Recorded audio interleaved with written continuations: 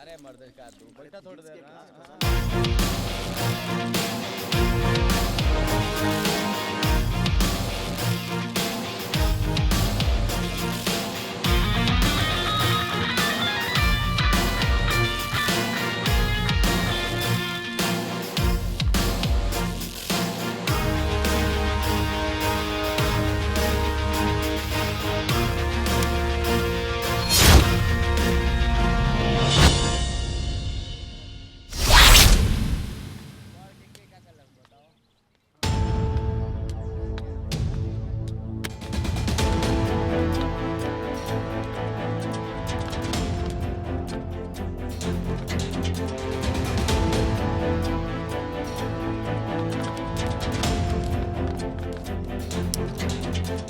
कार्य तोरा समझ में ना आइल। जवानी के बहुत जोश चढ़ल बा का। वो दिन उतना पिटैले फिर भी ना समझ ले।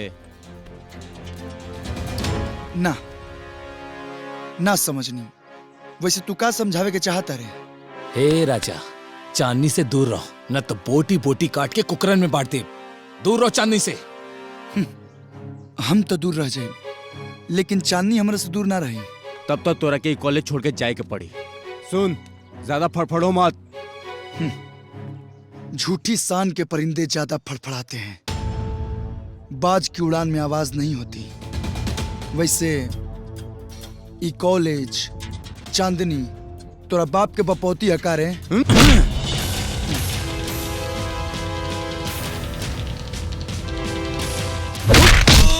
भैया गलती हो गई, माफ कर दो। चांदनी तोहरे बाड़ी ले जा उनकरा के। भागे जैसे ने तो बड़ मार खाई बे।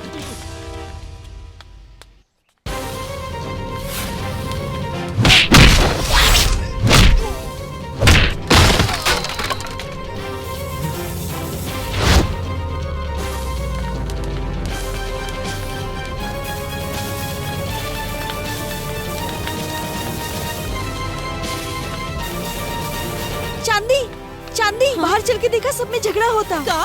बाहर चल। आवा।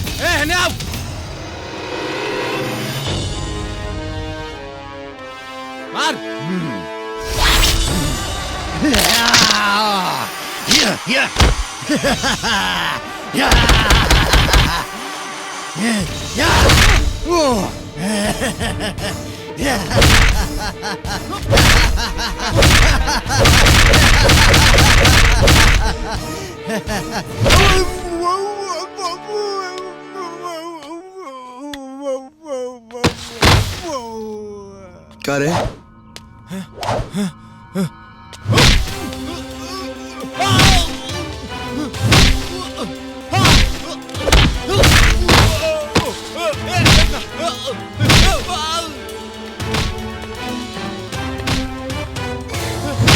रंगदारी करता रहे।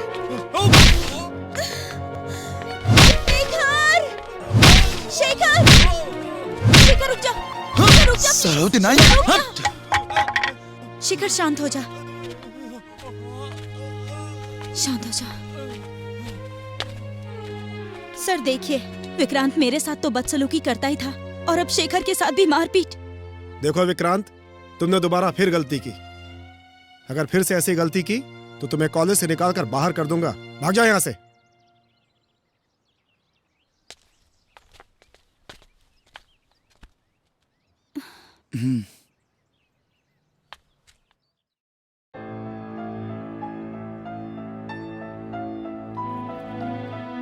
चांदनी, का भइल बेटा? नाश्ता कैलू? ना माँ, भूख नहीं खे हमरा के। काहे? कॉलेज में कुछ खैलू है का? कुछ बात हो तो बताओ ना बाबू, का बात बा? माँ, हमरा के शेखर के चिंता हो रहल बा।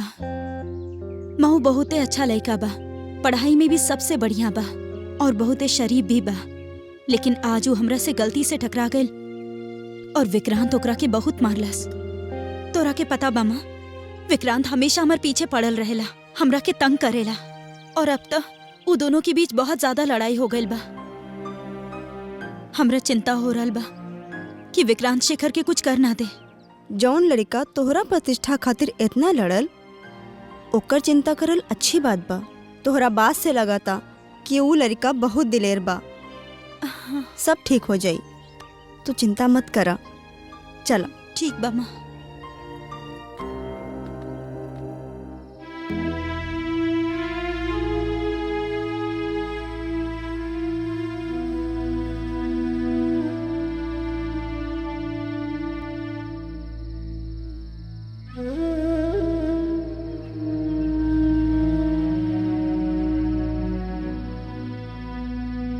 बाकी बबुआ, इतना जल्दी जाता रहा, तनी दिन और रुक जेता तो अच्छा रहत। अरे माई, वो बड़ा शहर बा, भीड़ भाड़ के जगह। सुबह से नहा धो के तैयार होए के खातिर जौन मारा मारी मचेला कि पूछा मत। रोज ऑफिस पहुंचे में देरी हो जाला। साहब बहुत कड़क बाड़े। हाँ। देरी पहुंचला के कारण पूछ ले, हम बता देनी। कहले वाइफ को लेकर आओ, सुमित्रा के रहला से तनी आराम हो जाई हमरा। अरे तो दुल्हन के लिए जाए के चाहिए ना, साहेब के बोले के इंतजार करत रहला। पहले क्वार्टर ना मिलर रहे, अब मिल गेल बा, यही से। अच्छा। बाकी बबुआ, परसों तोहर बाबूजी के बरसी बा, अगर रुक जाता तो बहुत अच्छा होता। अब इस सब कर्म कांड में तो हमार कोई आस्था नहीं के रहल माई। बड़खी मनावला से बाबूजी वापस आ जाई हैं का? बाबूजी के हमनी के भूख प्यास के चिंता रहित, ना जाने कौन से बिजनेस व्यापार में आधा से बेसी खेत अब अथार बेच के उस शहर में लगा के डुबा देले। गरीबी के सिवा का देखनी सन हमनी के। हर साल उनकर बरखी मना के का मिली हमनी के? कुछो ना बचल हमरा खातिर यहाँ। कुछो ना बचल? हाँ? अरे ये देख, तोर छोट भाई और ये अपंग बहन और हम, ये भानु काका, ये तोर बाप दादा के बनावल घर और बचल कुचल खेत खलियान और इतना सुंदर गांव समाज। तू कहता रे कुछ ना बचल? ए बबुआ, तोर बाबूजी ना तोर एक चुरवा तर्पण खातिर तड़पत होइए। अरे माई, जिंदगी में अगर तरक्की करे के बाद अब इस सब जंजाल से बाहर निकले ही के पड़ी। ए बबुआ, अरे आज तक तो हर पढ़ाई लिखाई सब कुछ अरे वो बाबूजी के बचल जमीने के भरोसे न भइल। तोरा शहर में एगो नौकरी का मिल गल, तू सब कुछ भुला गेला बबुआ। अब तू हमके काम सिखाए बा भानु काका, अपन काम करा।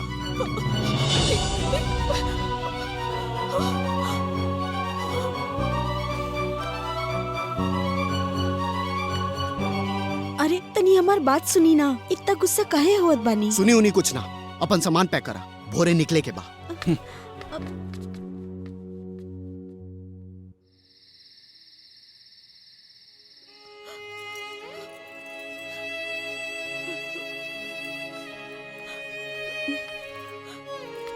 प्रणाम माई। माई, हम ई घर से जात त बानी, पर हमरा के मालूम बा रवा बिना रहल हमार बहुत मुश्किल होगी। नैहर में तो माई के प्यार हमरा के ना मिलल। जब ब्याह करके आईनी लागल कि भगवान हमरा के सास के रूप में एगो माई दे देलन, और आज रउआ से दूर जाए के तनिको मन नहीं खे हो।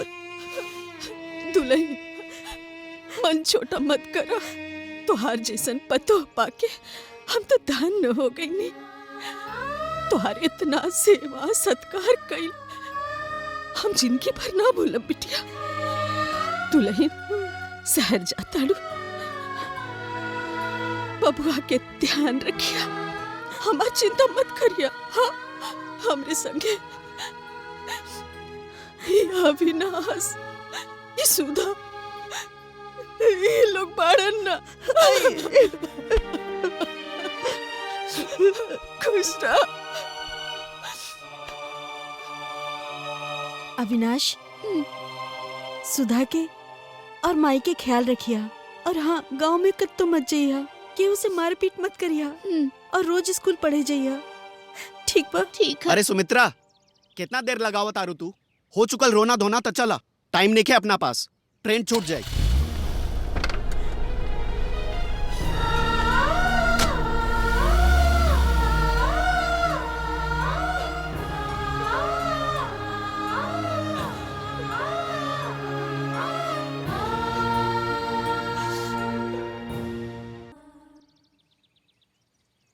अब का करी, हमके तो कुछ समझ में नहीं के आवत।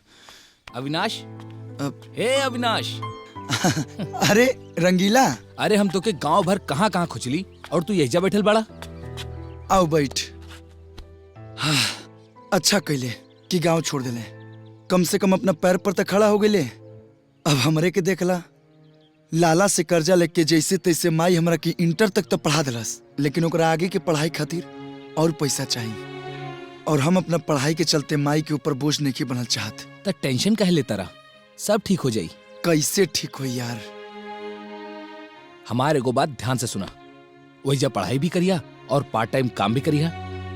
अरे धीरे धीरे पढ़ाई के खर्चा भी निकली, और उसके बाद कुछ पैसा माई के भेजबा तो मुसीबत भी कम हो जाई माई की। लेकिन शहर में हमरा के काम के दी। अरे यार उकुल हमरे पे छोड़ दा, तोहरे रंगीला के पास शहर में अपन टैक्सी बा, बस तू हाँ कहा। अरे तो शुभ काम में देरी का, चल।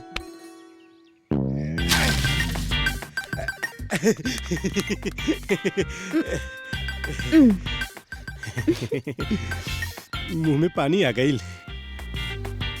हमरो मुंह में पानी आ गई। ला खाला।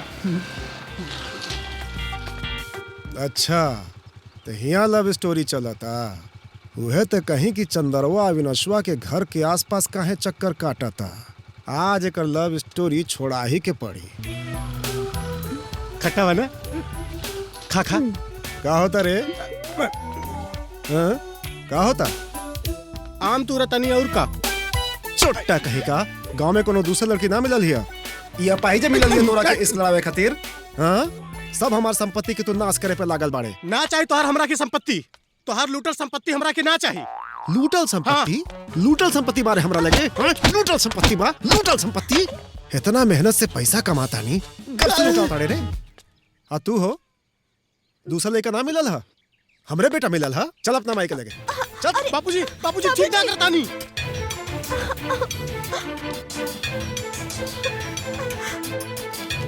भाऊजी, अब पानी स्तर के ऊपर से गुजरता, संभाला अपना पाइज लड़की के।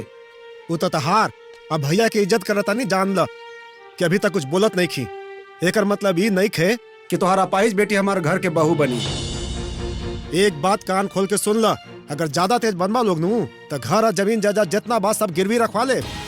अपना बेटा से भी बोला ठीक से रहे, हमरा काम में अड़ंगा मत लगावे, ना तो केस फौजदारी हो जाए नू तो कहीं के ना रहबा लोग तू लोग। नहीं नहीं, ऐसा मत कहीं। अरे हमने के ऊपर तो वैसे ही राहुल कर्जा और मुसीबत के पहाड़ टूटल बा, और सुधा और चंदन तो बचपने के साथ ही बाड़न लोग। अगर रहुआ के पसंद देखे तो हम वचन देता नहीं, हम सुधा के मना कर दे चंदन से मिले खातिर, और चंदनों के मना कर दे भी यहाँ आवे खातिर। हम आ गए नहीं माई। जा। ए माई, ऐसा कहे करत अरे, हम सुधा से मिले थोड़ा ही आइला, हम तो तोहरा से मिले आइला। बचपन में हमरा के कितना प्यार देलू। बापूजी तो कबो हमरा के खेलेबो ना कैले। माई अगर तैसे कहबे ना तो हम गांव छोड़ के चल जाब। हे बेटा, गांव छोड़ के कहाँ जेबा बेटा? एगो त बाड़ा, ये कहाँ पैच के चक्कर में पड़ल बाड़ा? हम तोहार बियाह नु भोजपुरी फिल्म के बढ़िया हीरोइन से करवाई। हम ना करब हीरोइन से बियाह। हीरोइन हीरो लोग से चपकल रहेला। हमरे खातिर सुधा ही ठीक बाड़ी। अरे चल ना बाबू, वो पैसा ढेर कमा ली सा। कहाँ तू पड़ल बाड़े एकरा चक्कर में? बैठे स्कूटी पे, चलो। सुधा से करा देम ना बियाह। सुधा से करा दी ना बियाह, करा दी ना। बाय बाय सुधा। हम जानता नहीं कि सेठ है का करे डाला। एकर मनमानी अब बर्दाश्त नहीं क्यों होत।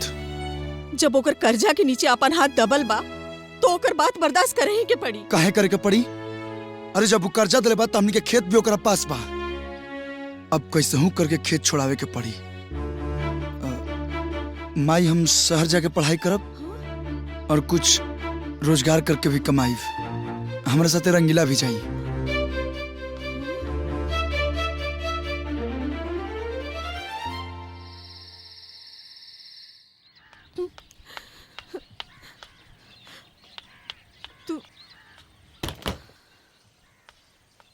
अविनाश लेट होता। हमार मन तो ना कहा था अच्छे से रहिया, दोनों एक दूसरे के ख्याल रखिया बेटा। माई तू चिंता मत कर। हाँ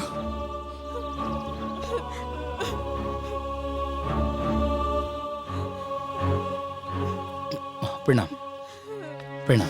खुश रहा बेटा। खुश रह। प्रणाम। खुश रहा।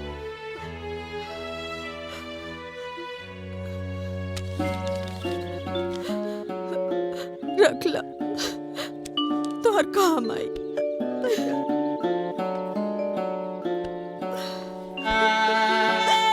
अपन ख्याल रखिए और माई के भी ख्याल रखिए। ख्याल रखो। ठीक बा।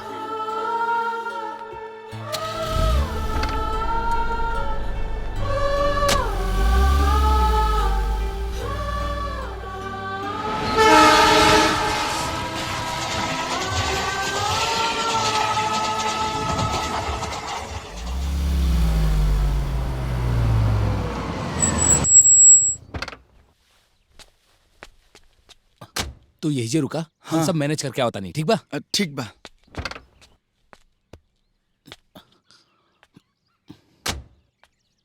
आवता नहीं। हाँ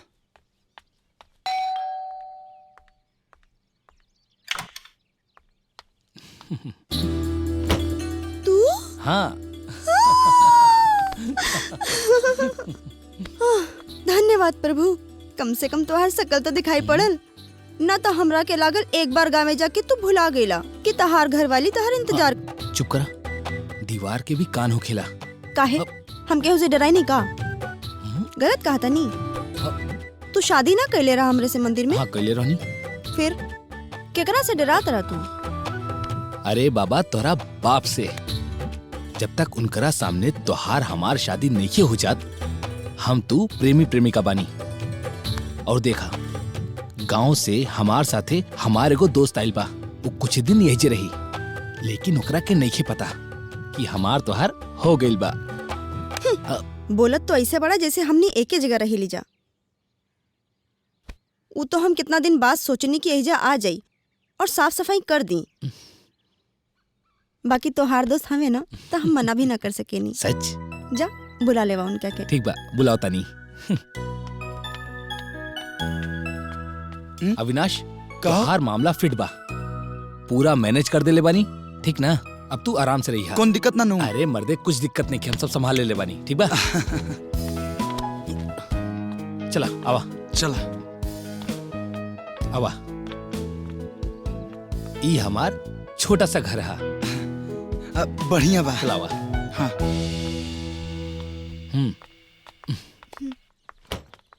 अविनाश, हाँ? ई बाड़ी मिली। जब से ही मिलल बाड़ी हमार जिंदगी आसान हो गई बा। हमार बहुत ख्याल रखेली। मिली ई बाड़े अविनाश, हमार खास दोस्त। यहाँ अपन पढ़ाई पूरा करे आयल बड़न और साथ में पार्ट टाइम काम भी करी हन। नमस्ते। नमस्ते। रवा लोग बैठी, हम चाय बना के लावतानी। हाँ हाँ सही पकड़ ले बड़े, सुनर भी है।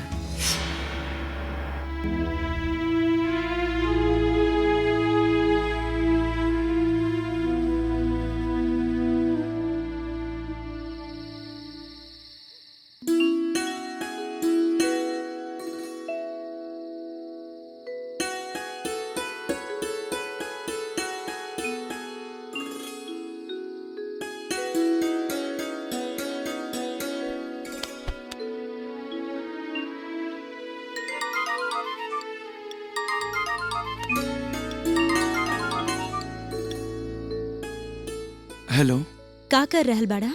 वैसे तभी सामने किताब बा और वो किताब में तुहर चेहरा नजर आवता और मैं तुहरा के देख के बहुत कुछ सोचा तनी। अच्छा, ते काका सोचला? यह सोचा तनी कि हमने के एक ही कॉलेज में एक ही साथे इतना दिन पढ़ने जा, लेकिन कभी मिलने जाना। और जब मिलने जा तो ऐसा लगा था कि हमने के कभी दूरे न रही, हमेशा पास रही जा।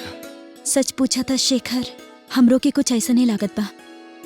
जब भी कॉलेज की छुट्टी होला ना तो मन बहुत उदास हो जाला। जब भी तू हमरा से दूर जाला ना, चाहे वो दूरी कुछ पल के ही काहे ना हो।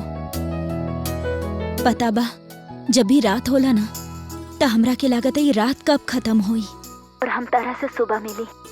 तरह से मिले के बाद हमरा दिल में कुछ अजीब सा बेचैनी रहेला शेखर। अच्छा, तो जब इतना बेचैनी बा ताज का तोरा पास तोरा के परेशान करे खातिर। धात पागल, देखा रात बहुत हो गया, अब तू सो जा। ठीक बा। अच्छा सुना। हाँ ना कुछ ना, तू सो जा। Good night.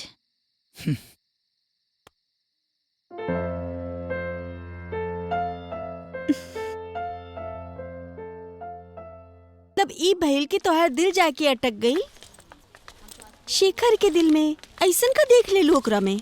बाकी लड़का तो ठीक बा, इतना जल्दी प्यार परवान चढ़ जाई पता ना रहे। बाकी तू तो अपना दिल के बात ओकरा से कह देलू, और ओकरा दिल में का बा वो तो पता चले के चाहिए। कभी ना प्रेम के ओ दिन हम अपन कसम ना देती तो विक्रांत के शेखर मारिए देहित। जाहिर बाऊ हमरा खातिर कुछो कर सकेला, ऐसन तो ना हो सकेला ना। कभी ना प्रेम के he is brilliant, brave, cute and very intelligent. अगर वो हमरा से अभी शादी करे के चाहे तो हम तो अभी शादी कर ले ओकरा से। ओहो, ई बेकरारी। वैसे ई बतावा शेखर कहाँ बा? सही बात बा, सुबह से बात ना भइल, पता ना कहाँ बा।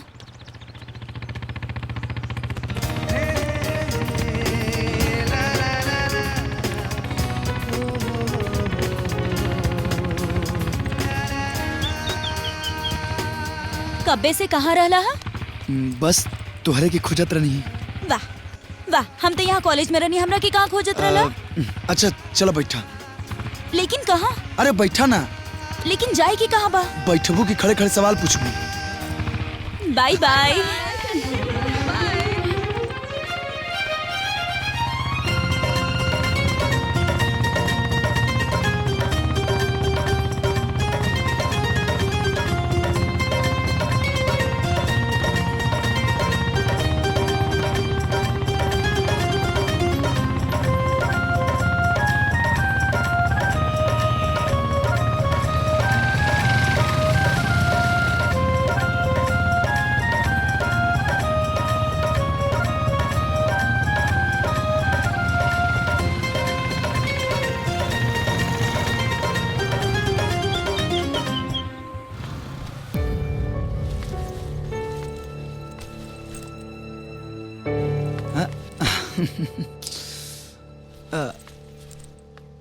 बाय।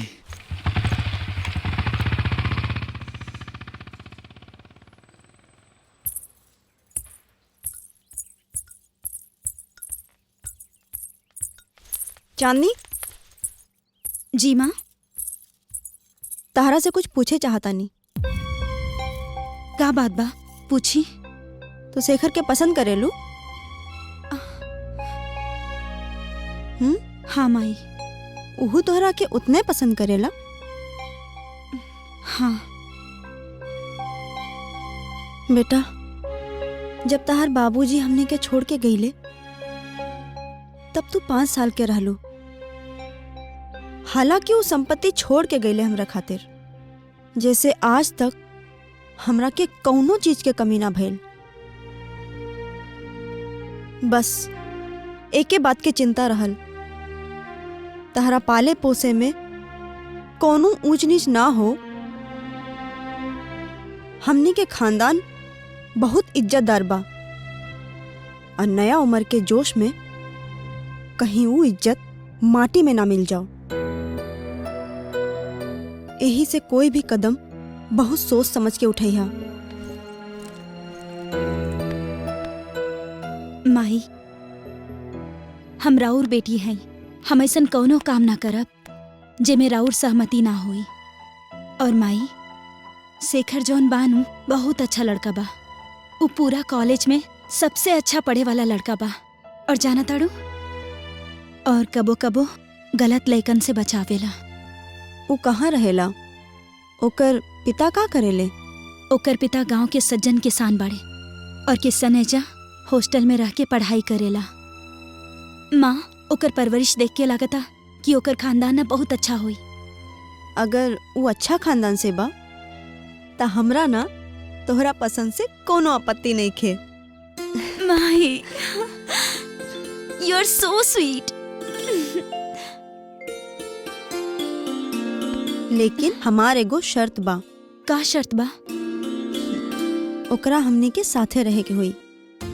काहे के हम अपना जीते जी तोहरा के अपने आँख से ओझल ना होके दे। माई, तू बिल्कुल परेशान मत होखा। शेखर हमरा से बहुत प्यार करेला। वो हमरा खातिर कुछ भी करी।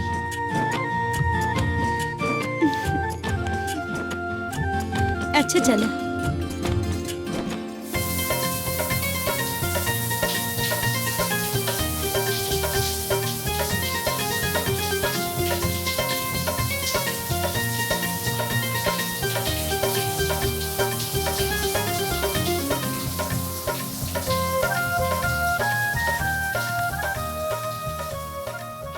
शेखर, आज हम बहुत खुश बानी। पूछा काहे?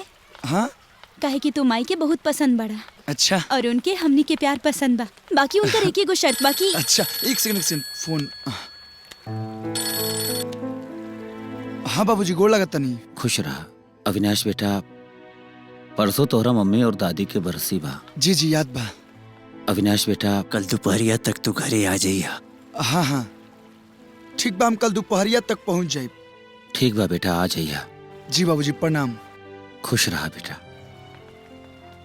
का भइल?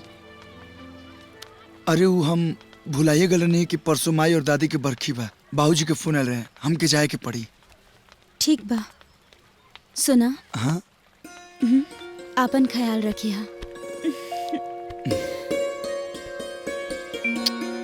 आई love you. I love you too. By.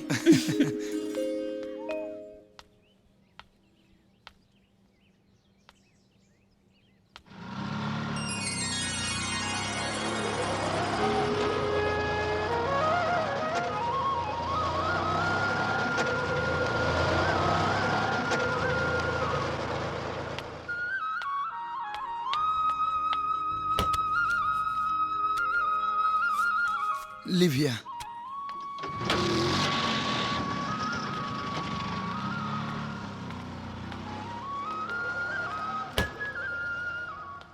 गोड़ लागत नहीं बाबूजी। खुश रहा बेटा। बड़ा देर कर देला। अरे वो बाबूजी कहा कि बहुत ट्रैफिक रहला ना, इससे लेट हो गया। अच्छा, आवा। जी।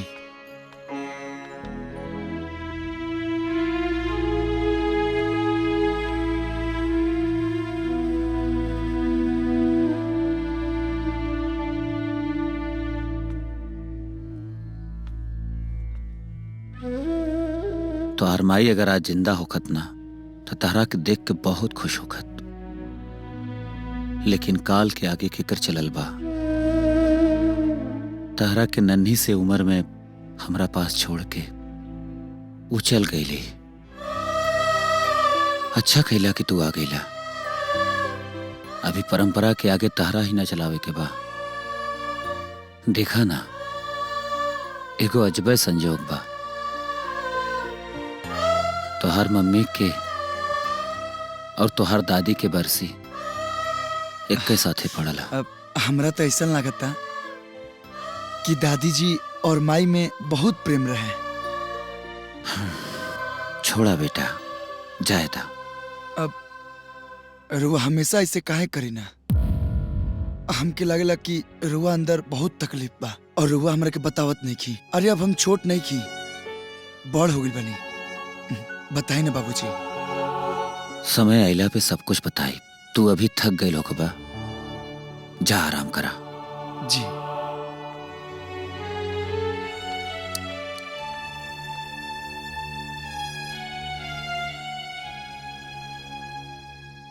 हाँ बाबू।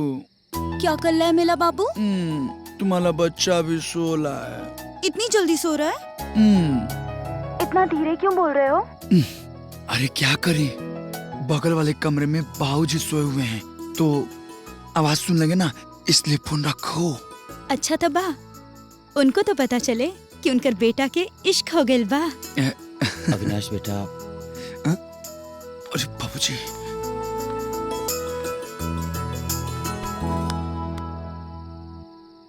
इतना रात में केकरा से बतियावा ताड़ा बाबुआ? काट देलस, फिर मिला होता नहीं।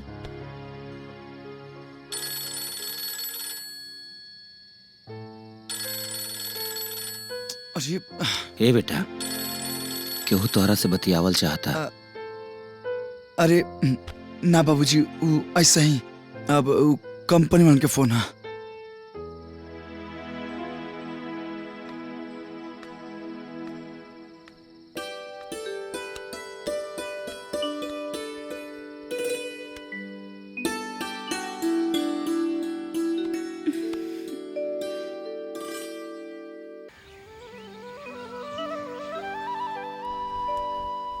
बाबूजी, ये ली चाय।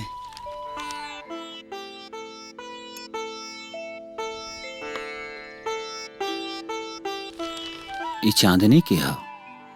अच्छा अच्छा अच्छा, चांदनी। वो चांदनी हमार कॉलेज के दोस्त है। दोस्त कि और कुछ? अब बाबूजी, अब हमने के। शांत रहा। चांदनी के बाबूजी का करेले? बाबूजी बहुत बड़ लोग हा, खानदानी रईस हा। बड़ लोग बाड़े। जी। बेटा, अपने से ज्यादा बड़ लोगन से रिश्ता बहुत तकलीफ देला। हम ही कह चाहता नहीं कि अमीर लोग से जितना दूर रहबा उतना खुश रहबा। का कहता नहीं, हम कुछ समझनी ना। देखा बेटा, तोहरा माई के गैला के बाद से यह घर में सन्नाटा छायल बा। हम चाहता नहीं कि वो टूटे, लेकिन कैसे? प्यार कैल कोनो गुनाह ना हो। गुनाह बा अपन प्यार के चलते अपन परिवार के छोड़ल।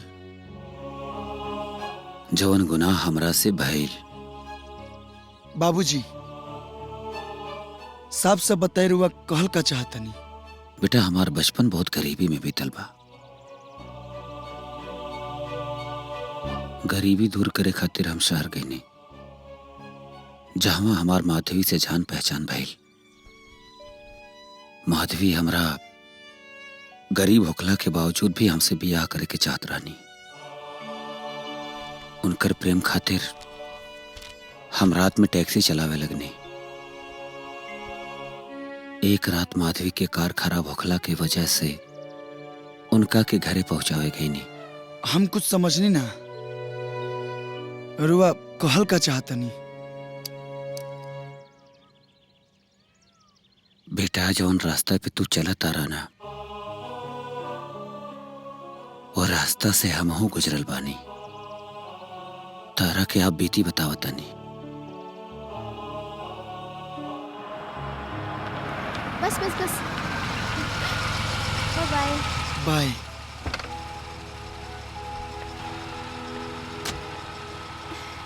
बाय। बाय।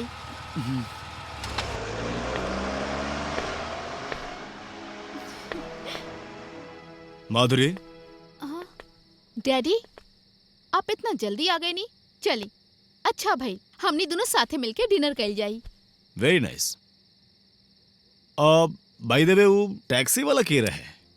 डैडी ऊ हमार दोस्त बा अविनाश। माधुरी, तोहरा अपन खानदान परिवार हमनी के हैसियत के समझ बा कि ना तोहरा? काल अगर वो अमेरिका वाले चौधरी साहब हमरा से पूछिए तो हम का जवाब दे?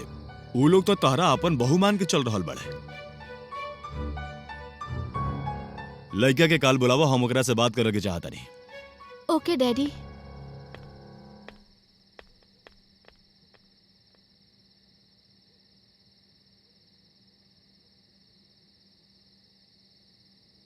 हमार पैसा चुका दब हो जाई। बाकी अपाहिज लड़की से के बियाह करी?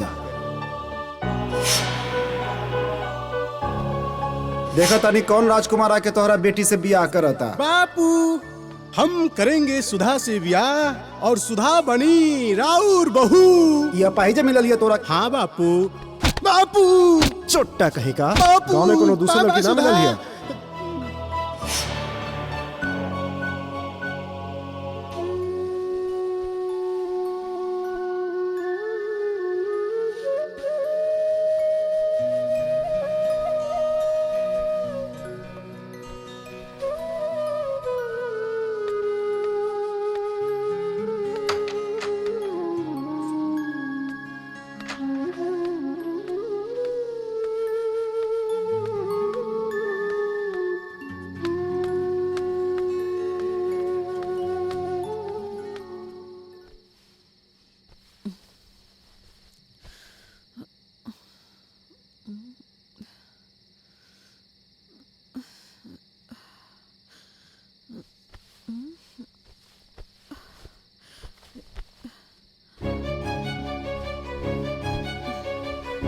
सुधा,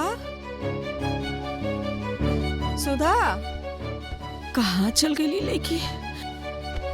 सुधा, सुधा, सुधा, सुधा, ये लड़की कहाँ चल गई?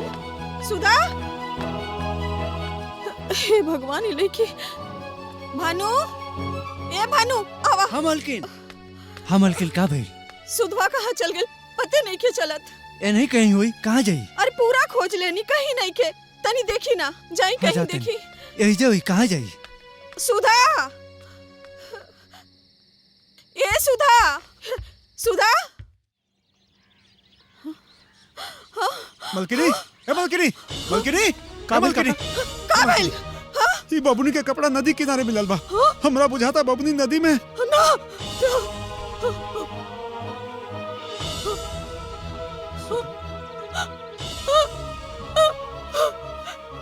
अब अपन सुधा कहाँ खोजी? अब अपन सुधा कहाँ खोजी? कहाँ खोजी? कहाँ ना? मलकिनी, मलकिनी, मलकिनी, हे मलकिनी, मलकिनी, संभालिए, संभालिए अपना आप के। मलकिनी, मलकिनी, संभालिए। मलकिनी, ए मलकिनी, मलकिनी, ए मलकिनी, मलकिनी, ए मलकिनी, ए मलकिनी। बबुनी बुझाता ना रह लिए दुनिया में। एगो त बाड़ा, ये कहाँ पहुँच के चक्कर में पड़ल बाड़ा? चोट्टा कहे का गाँव में कोनो दूसरा लड़की ना मिलल है? अरे चल ना बाबू। मलकिनी, मलकिनी, मलकिनी, मलकिनी, मलकिनी।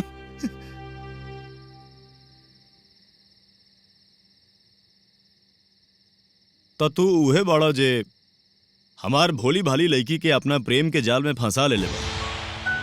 हमार सारा कारोबार प्रॉपर्टी के तू हथियावल चाहता रहा। ये हमरा के बतावा कि हमार बेटी की जिंदगी से निकले खातिर का कीमत लेबा? अपन औलाद ना सबके भोला लागेला सेठ जी।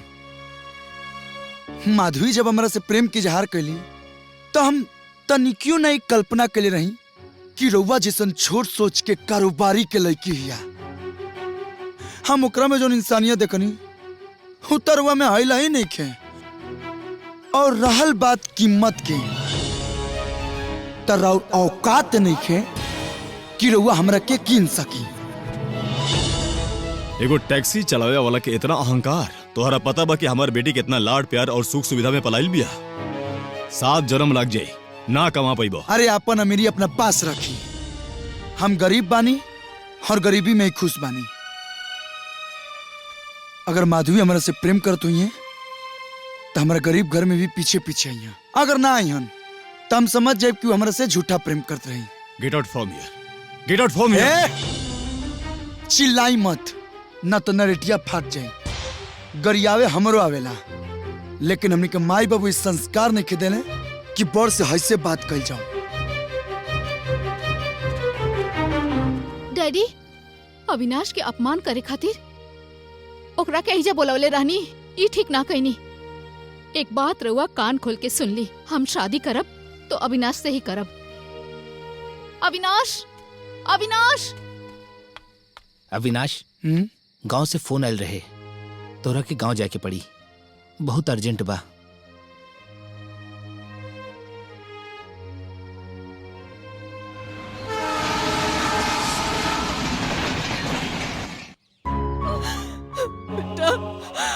सुधा हमनी के छोड़ के चल गए।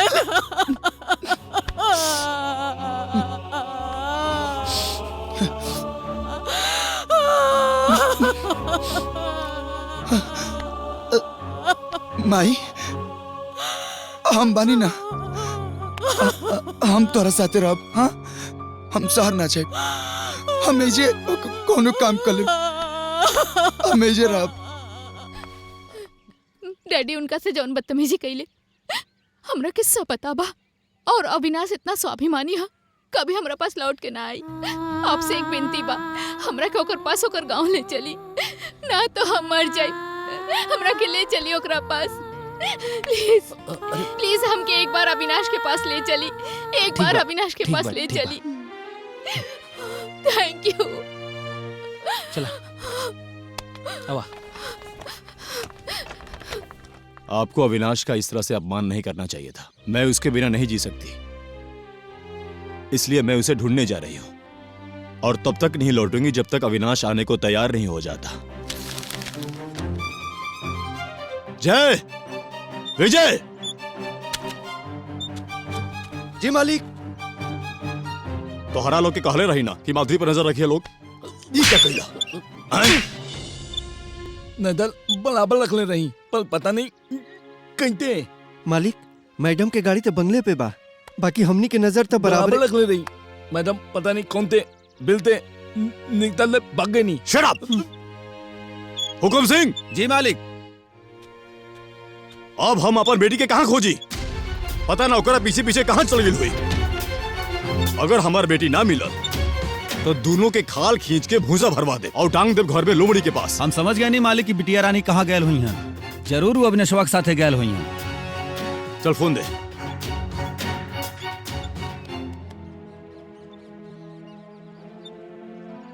Hello, police station.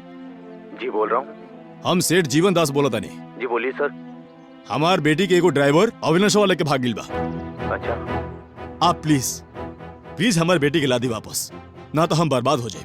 हम देखते हैं सर। हाँ देखिए, बिल्कुल देखिए। जी बिल्कुल। Thank you. आप परेशान मत होइए। Thank you.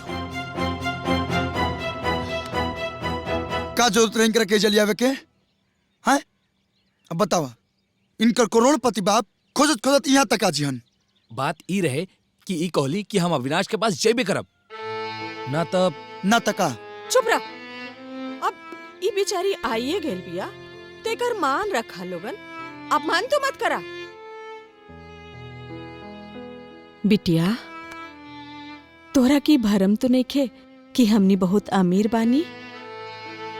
ना माई, अविनाश कभी भी हमरा से कोनो कुछ छुपावे लेना, पर अविनाश के अमीरी या गरीबी से हमार कोनो मतलब नहीं खे।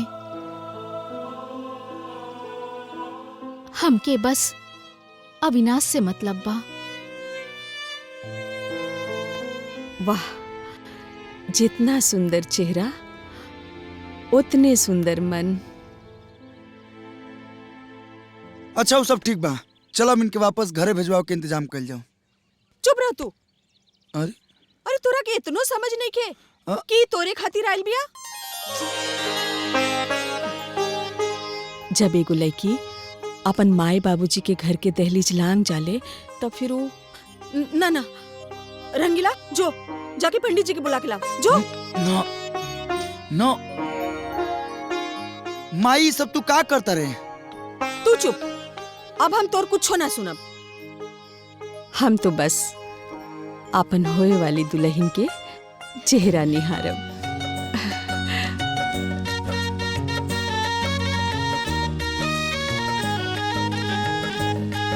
ओम मंगलम भगवान विष्णु मंगलम गरुड़ध्वजा मंगलम पुंडरीकाक्षाय मंगलाय तनोहरि। ओम पूर्णमदः पूर्णमिदं पूर्णास्य पूर्णं गच्छते पूर्णस्य पूर्णमादाय पूर्णमेवावशिष्यते। वक्रतुंड महाकाय सूर्यकोटि समप्रभा निर्विघ्नं कुरु मे देव सर्वकार्येषु सर्वदा। ओम पूर्णमदः पूर्णमिदं पूर्णास्य पूर्णं गच्छते पूर्णस्य पूर्णमादाय पूर्णमेवावशिष्यते। ओम शांति शांति शांति। सर्वे भवन्तु सुखिनः सर्वे सन्तु निरामया सर्वे भद्राणि पश्यन्तु मा कश्चित् प्रभात भवेत्। चलिए फेरा लीजिए।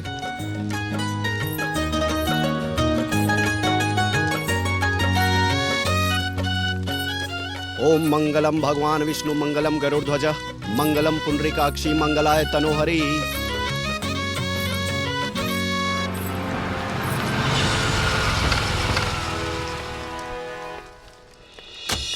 चलिए सिंदूरदान कीजिए।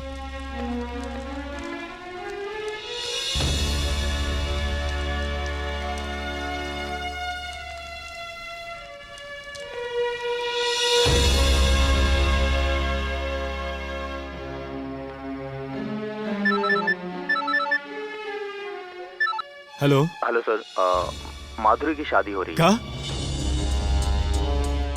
माधुरी की शादी हो गई? जी हाँ। ये ना हो सकेला। शादी के हम कबो एक्सेप्ट ना करो। चैलेंज करो हम शादी के। अब कुछ नहीं हो सकता है सेठ जी। ये लड़की बालिग है और अपनी मर्जी से शादी कर रही है। सेठ जी कब सेठ जी अपने आपके तमाली अपन माधवी बेटी तब अपन दीवन ताती तूने के बारी। चुप कर बेवकूफ। एजा हमर जिंदगी के पड़ल बा और तू लोग के लायक के पड़ल बा। ओकरा तू ही लोग मिलके भगोले बड़ा। दफा हो जा लोग एजा से। दफा हो जाना तो मुआ दे। जा यहाँ से।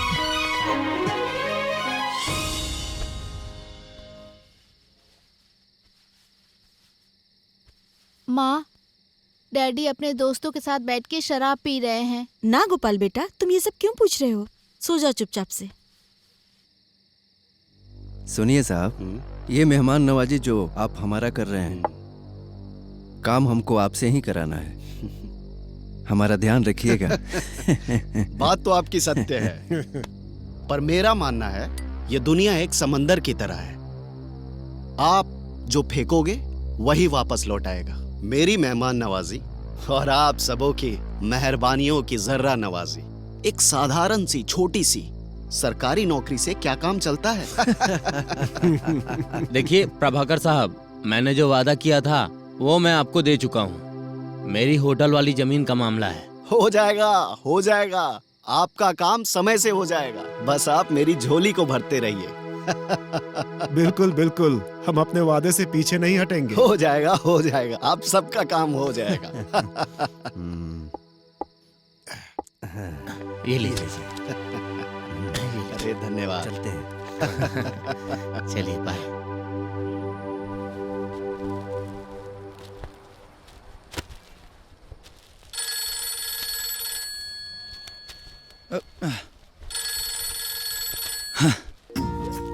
हाँ माधवी। का होता जनाब? कुछ ना, काम करता नहीं। मुझसे बोली हमारा रानी जी। का हुकुम बा? ई गुलाम हाजिर बा।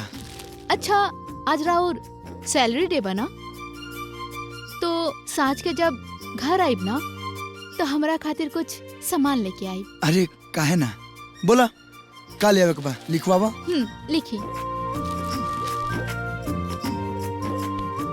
Toothbrush, toothbrush, body shampoo, hair shampoo, साबुन, मॉइस्चराइजर, आईब्रो काजल, अरे मस्करा। एक मिनट, इतना बड़का लिस्ट? अरे यही 1 साल के सामान लागता। देखी मजाक मत करी, ये कुल सामान तो 1 महीना में खत्म हो जाई। माधवी तू कैसन बात करता रो? बड़ा मुश्किल से नौकरी हमके मिलल बा, और तू जो सामान की लिस्ट दिले बड़ू कम से कम 4 से 5 हजार रुपया की हुई, और एजा खाली पगार मिलला हमके 12,000। और तोहर पर्सनल कुल खर्च करे खातिर अगर एमे से हम 4-5 हजार निकाल देम तो बाकी घर खर्च के का हुई? इस सब सामान के बिना भी तोहर काम चल सकेला। अरे रउआ शॉपिंग मॉल के मैनेजर हैं और हमरा खातिर इतना ना कर सकेनी। देखी ये सब आइटम जरूरी बा तो हमरा खातिर लेके आई बस। देखा माधवी, हमें दुकान पर खाली काम करी ना, मालिक ना हई, और एजा काम करके पेट पल जाओ उहे बहुत बा। अरे हेलो माधवी,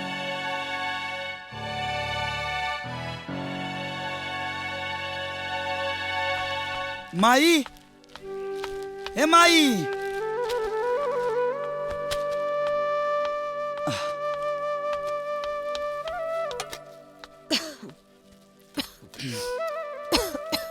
ई ले माई, ई महीना के सैलरी। अरे ये पैसा के हमरा के का जरूरत बा? जो बहू के दे दे जो। अरे कैसन बात करते रहे, घर तोर हाँ? माई तोर तबीयत खराब बका रे? अरे बूढ़ा बाबा ई कुल तो लगले रहला। अरे त तोर आराम करे के चाहिए। अरे आराम करब तो ई कुल के करी? ये सब काम तो माधवी भी कर सकत रही। रुक हम अभी बोलत तनी।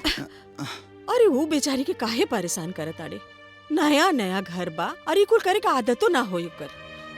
आस्ते आस्ते सब सीख जाई, सब संभाल ले। जो जाके ओकरा के पैसा दे दे जो।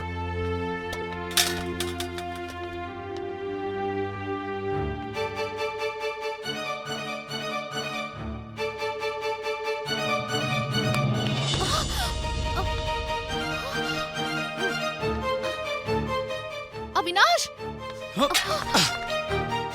हाय देखा,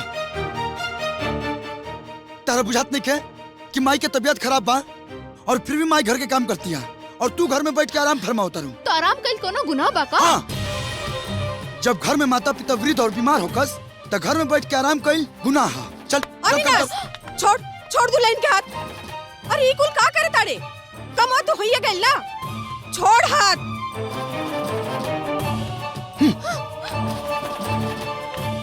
रुका, हम देखा तानी। अविनाश, अविनाश।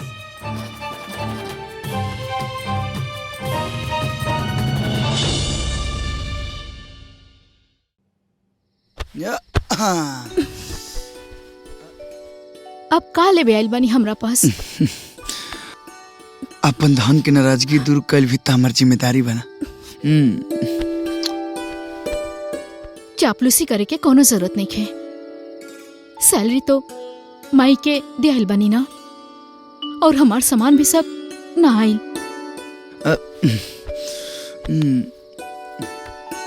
अब तोहरा के कैसे समझाई कि हमार उतना तनख्वाह नहीं खे कि तुम्हारी सब जरूरत के सामान लेके आई। और अब गरीब के हाथ पकड़ ले बड़ो तो तनी मन तो बर्दाश्त करही के पड़ी। अब ई छोट मोट नौकरी में घर के खर्चा चल जाओ उहे बहुत बा। और सुना, तू एक काम करा, तू माई के काम में हाथ बटावा। ई सब जोन फालतू की चीज बा ना, एकर से तोहर सब ध्यान हट जाई। अगर इतना ही मुसीबत बा तो काहे ना हमनी के डैडी के पास चलल जाओ। ओइजा तो कोनो चीज की कमी नहीं है। हम जानत तनी कि डैडी हमके माफ करती हैं। अगर रउआ कहीं तो हम डैडी से फोन पे बात करी। हमरा बिना डैडी परेशान हुई हैं।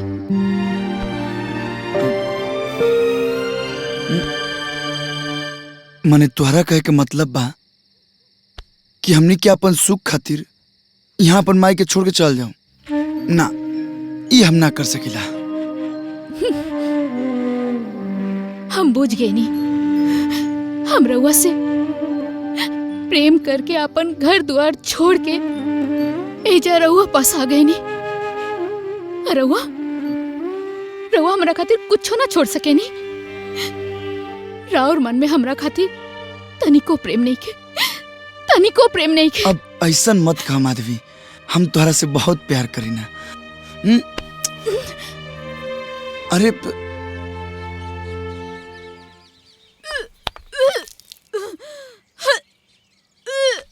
अरे का भैल दुल्हन? अरे उल्टी होता, कुछ उल्टा सीधा चीज खा ले लुका। रुका, हम अविनाश से दवाई लावे कहतनी। अविनाश, अये अविनाश। ना माँ जी, दवाई ना, हमके खटाई खाए के मन करता। अब का भइल माई? अरे जो खटाई लेके आओ, एकरा के उल्टी होता। उल्टी होता तो डॉक्टर कहले जब कि खटाई लेके का हुई? अरे बुद्धू, एकर गोड़ भारी बा, तय बाप बनने वाले बाड़े। खा हम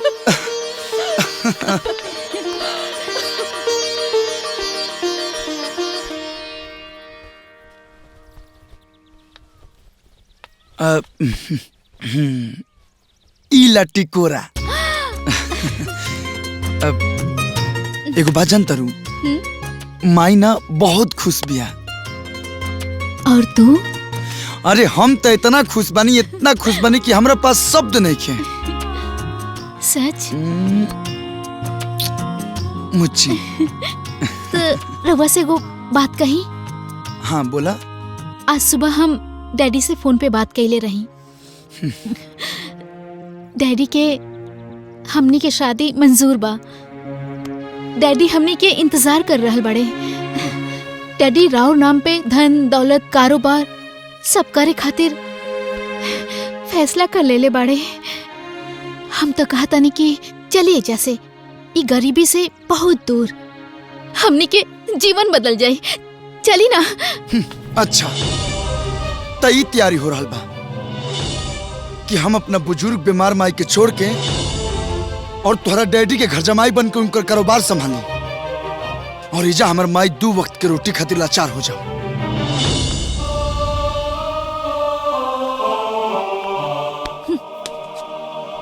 हमके ना पता रहे कि तहार माई ना हमर सौतन बाड़ी हूँ। माधवी,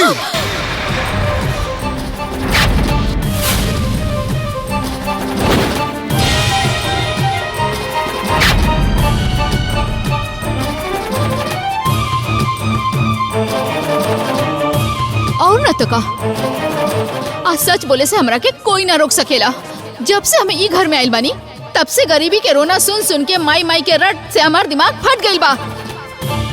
अगर अपने माई के इतने चिंता बा तो हर महीना कुछ पैसा उनके भेज दिहल करब। और का चाहे उनकरा? बस पैसा से माई के कर्ज कोनो जन्म में ना चुकावल जा सकेला माधवी। तो का तोहार दिहल गरीबी के चादर ओढ़ के तोहार माई के दिहल कर्जा के अपन नसीब मान के जिंदगी भर रोत रहब, ई हमरा से ना हुई। और एक बात कान खोल के सुन ली, अब हमहू माँ बने जा रहल बानी। आज से हम कोनो समझौता ना करब। आज से तोहार गरीबी में ना हम जियब और ना ही अपन होखे वाला बच्चा के ई गरीबी में हम आँख खोले देब। एहिजा हम ना रहब, एहिजा से हम चल जाइब और रउओ के हमरा साथ चले के पड़ी। ये हरगिज ना हुई। हम गरीब बनी, हमार माई गरीब बिया, लेकिन हमनी के गैरत इतना नहीं गिर गई कि दूसरा के उधार दियल अमीरी पर हमार लड़का आँख खोले। और सुना, अगर ओकरा नसीब में बाकी कंगाली में आँख खोली तो ओकरा आँख खोले के पड़ी। और एक बात कान खोल के सुन ला, ना हम कहीं जाइब और ना तू कहीं जाइबू। तो ठीक बा, तो हमार होखे वाला बच्चा के भी इस संसार में आँख खोले के कोनो हक नहीं खे। अब हम खुद के ही खत्म कर लेब।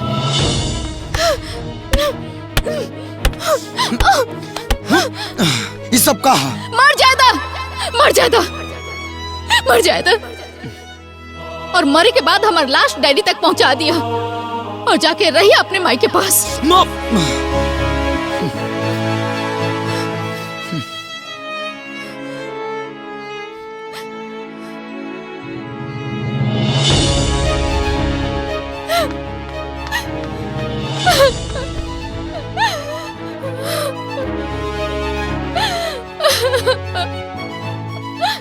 माई, माई, हाँ, हाय देखा, हम पूरा घर भर खोज देनी आ तू एजा आके बैठल बड़ू। का माई माई करत रहेले? छोट लइका बड़े का?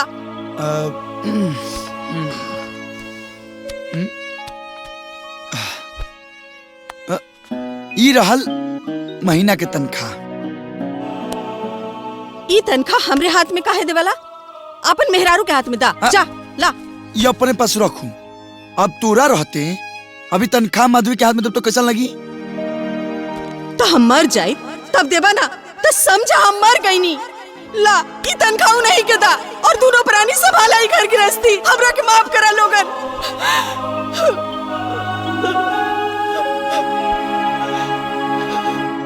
ई तू कैसन बात करते रहे? वो तोरा कुछ उल्टा सीधा बोले से का? हम काहे इनका के उल्टा सीधा कहब? हम तो बस रउआ से कहत रही। हम तो ई घर में रउआ साथे जीवन बितावे खातिर आइल बानी, ना कि तहर माई के उल्टा सीधा बोले खातिर। हम ना जानत रही कि हमार ऐसा नसीब फूटल बा कि रउए हमार दुश्मन बन जाई। अरे सब तू का फालतू बात करता रहूं? अविनाश, काहे बात बढ़ा रहल बाड़े? हमरे खातिर काहे अपन जीवन तबाह कर रहल बाड़े?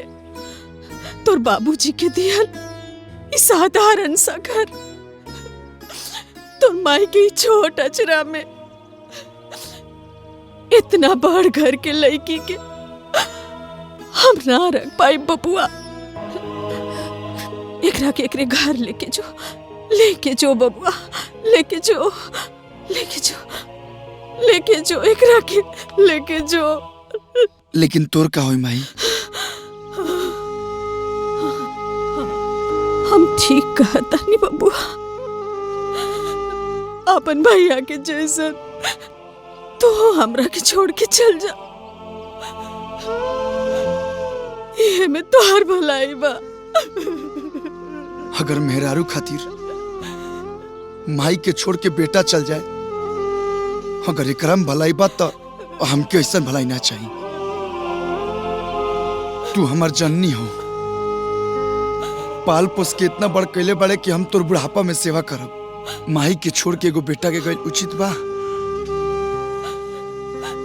पत्नी के साथ दियल भी एगो पति के कर्तव्य होला ना। पहले माई के सेवा, ओकरा बाद मेहरारू के कोनो सुख। नहीं बबुआ, माई के और कितना जीवन बचल बा। पत्नी के साथ तो पूरा जीवन बितावे के बा। माई के जिंदगी के बाचल दिन हमरा खातिर मेहरारू के सुख के कोनो मायने नहीं रखत। हाँ, तो दुनिया ही कहे कि माई बेटवा दोनों मिल के एगो अमीर घर के लड़की के ला के ओकरा ऊपर अत्याचार कैलन, और बुढ़िया अपन अहंकार और ईर्ष्या में बहू के ना अपना पौलस। तू काहे नहीं के समझत? ई एगो अमीर घर के लड़की बिया।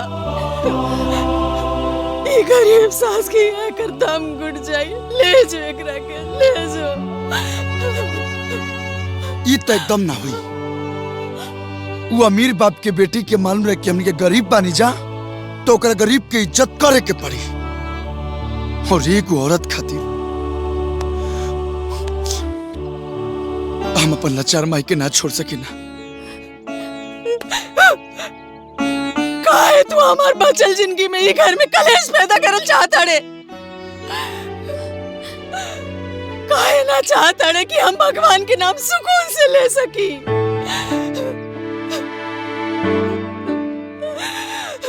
बबुआ, एगो बात कान खोल के सुन ले। अगर तू चाहता रे कि हम ही घर में चैन से मर सकी, तो एकरा के लेके जो।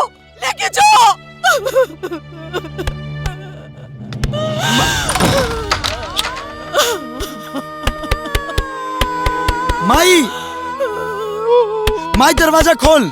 हे माई, माई, माई, माई, माई।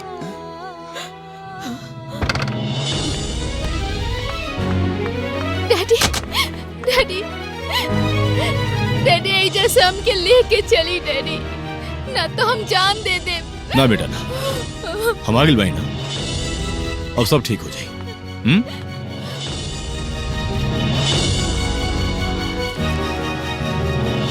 मिस्टर अविनाश, जवन भइल तन भइल, अब एगो नया जीवन के शुरुआत करा। ये गांव में का रखल बा, चलिए लखनऊ चली। बेटी तो हमार पहले ही रुआ पास चल आई रहे, लेकिन हम रुआ खातिर कुछ कर ना पाई। आज हम स्वयं रुआ के निमंत्रण देवे आइल बनी कि हमार कारोबार, हमार संपत्ति सब राउर बा। चलिए अपन कारोबार संभाली। अविनाश, अब रउआ का सोचतानी? राउर माई तो रउआ के जाए खातिर कह देले बड़ी, और डैडी खुद चल के आइल बड़े रउआ के ले जाए खातिर।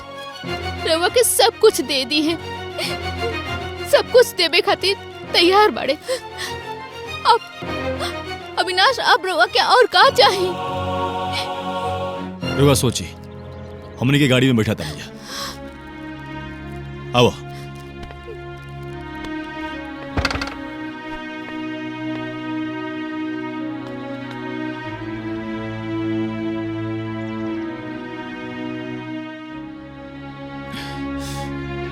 माई, हम जाता नहीं, हम जाना तनी कि तू अपना करेजा पर पत्थर रख के त्याग कैलू, लेकिन जाए से पहले वो वादा करके जाता नहीं। जे हमनी माई बेटा के बीच में काटा के दीवार खींच ले बा, ओकरा के एक न एक दिन माई के ममता के पाठ जरूर पढ़ाई।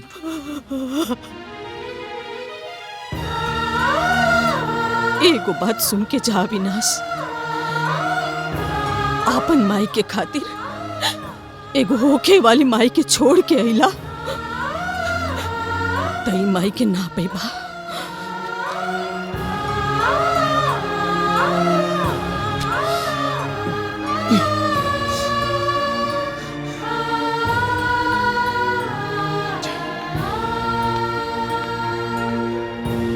रिश्ता नाता संस्कार अब हर इंसान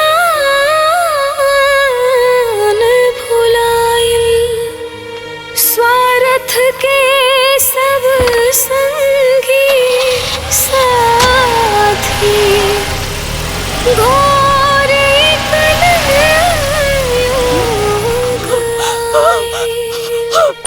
चल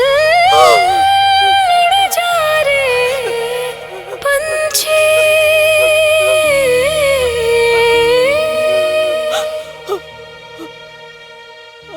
जी भी रहल हो सहारा, ओ हो ढाली हल किनारा, मनवा के करा से अब अपन सुख दुख बाटी, गुजरी में सिसकल ममता की माटी। ये हमारा के का लाके देता सुबह सुबह भाई? ताल दमादी नया दाली ले ले बड़े। गाली? गाली ना मालिक, गाड़ी, नया गाड़ी। नया गाड़ी?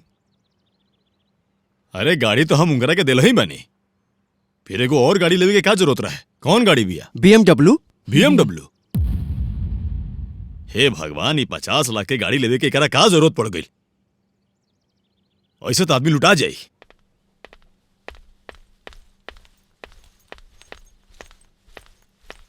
दमाजी एक मिनट, हम इतना महंगा गाड़ी पहले ही से रुआ के देले बनी, तो फिर ही गाड़िया लेवे के क्या जरूरत रहे? अरे आखिर हम अमीरजादी माधवी देवी के पति हैं और करोड़ों में खेले वाला सेठ जीवनदास के इकलौता दामाद, और अगर हम 5-10 लाख की गाड़ी में चलब तर इज्जत माटी में ना मिल जाई। और हाँ, BMW बुक के ले बनी, कोनो एरोप्लेन ना। बिल आइल बा, बिल भर दे, हमारा फैक्ट्री पहुंचे में लेट होता है।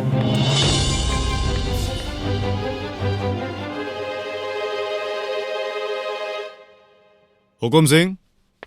जी मालिक। ई उहे ड्राइवर नु ह टैक्सी चलावे वाला? हाँ मालिक, ई उहे ड्राइवर हव, लेकिन अब ड्राइवर नइखे रह गईल, और दामाद हो गईल बा। ड्राइवर तो हम हैं।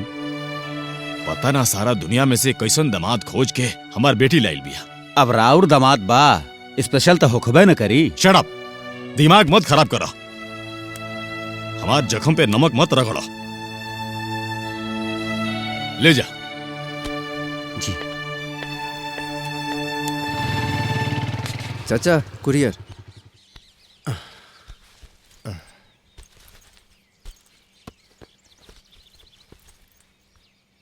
ली। ठीक बा, हम चलते नहीं। का बा भानु में? मलकिन है कुछ पार्सल आयल बा, देखी तो। तनी खोली ना। अच्छा।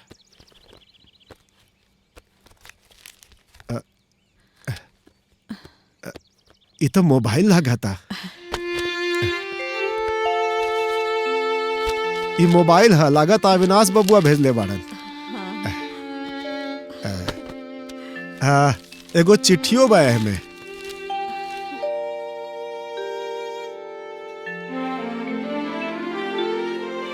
माही प्रणाम।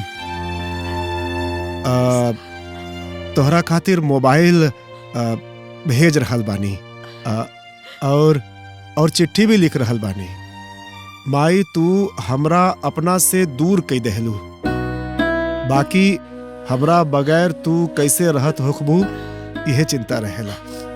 यही से एठो मोबाइल फोन भेज रहल बानी। जब कभी भी हमार याद आई हमरा से फोन पर बात कर लिया। अपन नंबर भी भेजले बानी। तोहार अविनाश।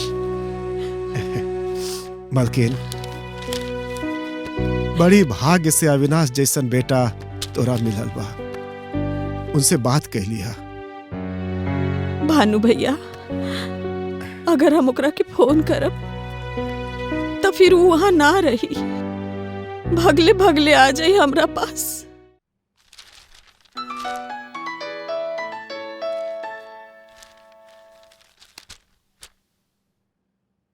हेलो मालिक, मालिक सब बर्बाद हो गई। हैं? ये क्या कह रहा बड़ा?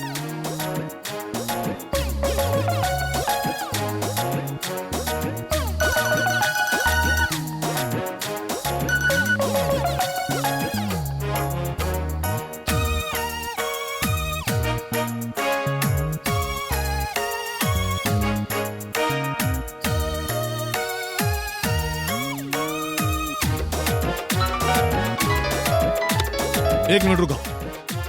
हेलो मालिक, हम बोला तानी। हाँ बोला। गोडाउन में छापा पड़ल बा। अरे ये सब कहा बोलता रहा? हाँ मालिक, सही कहा तानी। अरे के इन्फॉर्म कैलास? कैसे पता लगल? हमका नहीं के पता।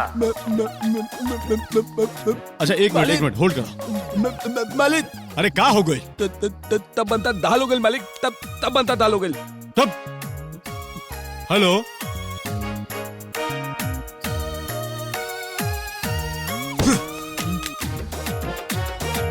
हुकुम सिंह। जी मालिक। कहाँ रहा? बर्बाद हो गई नहीं, लूट गई नहीं हम। ये हमार ड्राइवर दामाद हमार कारोबार के गाड़ी सरकार के ट्रक से लड़वा दिलस। अब तू लोग खड़ा होकर मुंह देखा हमार। सब खत्म हो गई। अब हम क्या करें? ये कौन आदमी के हाथ में हम अपन कारोबार दे देनी?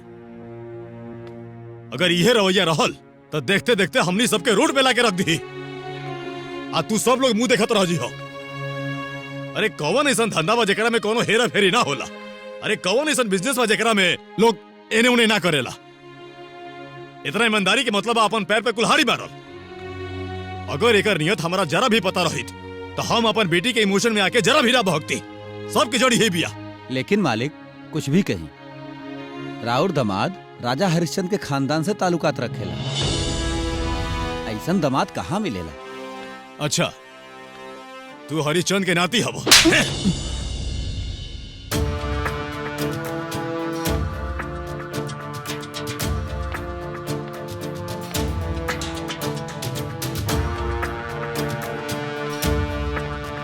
दामाद जी, आखिर और हमनी से का दुश्मनी बा? हम रुआ के अपन बेटी देनी, कारोबार, कोठी, कार सब कुछ देनी। और छीन भी तलियानी, वो सब कैसे भुला जाई? का छीन लेनी? यह बात अपन जान से प्यारी बेटी से पूछी ससुर जी। प्रिय ससुर जी, हम का छीन लेनी कि रउआ हमर डैडी के बर्बाद करे पे तुल गेल बानी? अरे तुम्हार डैडी कोनो एक नंबर के काम करके इतना बड़ा आदमी निखन बना, कानून के आंख में धूल झोंक के हेरा फेरी करके गलत काम कर ली। अगर आज हम इनके ना बचोती ना तो कभी ना कभी जेल में चक्की पिस्तन। हम जानते नहीं कि तोरा विश्वास ना हो, तो तू एक बार इनकर कारोबार के मैनेजर मिस्टर सक्सेना से पूछ ला। ओह माय गॉड,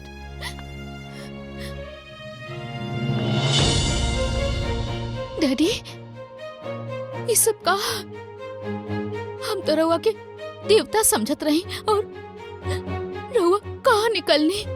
अरे ये सब झूठ बोल रहल बा। करे धोखेबाज सक्सेना, इतना साल हमरा टुकड़ा पे पल ले और ही सिला दे ले। जुबान संभाल के बोली जीवनदास जी, अब हम राउर ना आदरणीय अविनाश बाबू के मुलाजिम बानी। हाँ सेठ जी, आज से राउर कारोबार ईमानदारी से चली। शुरुआत हम कर दिले बनी, अब आगे आगे देखिए का होगा था।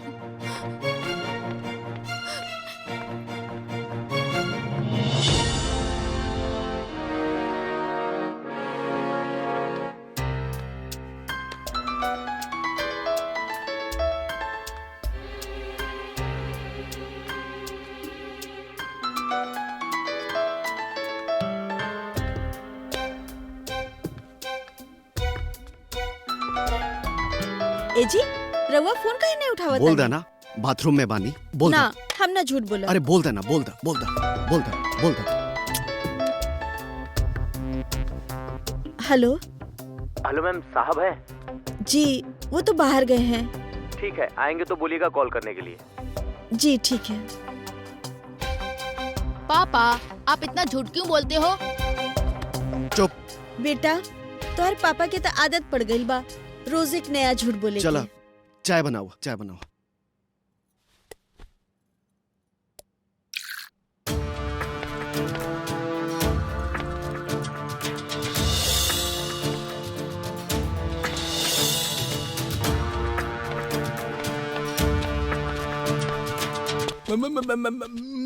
मालिक, एजा जितना लोग काम करला सबके बोलेबा। बिल्कुल। तोतलाल, हाँ, दोदल, विवेक, आ गए नहीं, बहादुर, तोतू, आओ आओ आओ आओ, चलो चलो, मालिक प्रणाम। मालिक, तब लोग सब लोग आ गए? तब आ गए मालिक। अच्छा ये बतावा लोग, तो हम लोग के घर में कितना साल से काम करते रह लोग? पूरे तालते। ओ 5 साल। और 5 साल में महंगाई कितना बढ़ल बा? 5 गुना। और तो हम लोग के तनख्वाह तो पैसा ना बढ़ल। और तो और सप्ताह में छुट्टी भी ना मिले ना हमनी के। हाँ तातली हड़ताल कर दा। हड़ताल? अरे हम कहते नहीं, हड़ताल करके अनशन पे बैठ जालो। हम तो लोग के साथे बानी। बोला मंजूर बा? मंजूर बा। तो चालू हो जालो। हमारी मादे पूरी करो। हमारी मादे पूरी करो। हमारी मादे पूरी करो। हमारी मादे पूरी करो। हमारी मादे पूरी करो। हमारी मादे पूरी करो। हमारी मादे पूरी करो। हमारी मादे पूरी करो। हमारी मादे पूरी करो। हमारी मादे पूरी करो। हमारी Stop it! मादे पूरी करो। ये सब का हो रहल बा? काहे इतना शोर मचावत रहा तू लोग? हम तब हड़ताल पे बानी, हड़ताल पे। हाँ, हमनी के 3 गुना पगार चाहिए, न तो हमनी के काम ना करब और दूसरों के काम ना करे दे। बिल्कुल सही बोले। तू लोग के दिमाग तो ठीक बा? बिल्कुल ठीक बा, लेकिन एक घर के लोग के दिमाग ठिकाना पर नहीं खे। ओकरे के ठिकाना पर ले आवे के बा। और सुना, जरा तमीज से बात करा, नहीं तो। अब हमरा समझ में आ गई कि बेहतर जीवन रवा के हजम नहीं होत। गरीबी के फटे हाल से निकाल के रवा के हम अमीरी के सर पे बिठा देनी, लेकिन रवा साबित कर देनी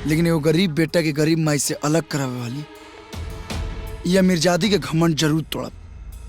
चला तू लोग घर जा लो। ठीक बा। चला। अरे बाप रे, नमस्ते।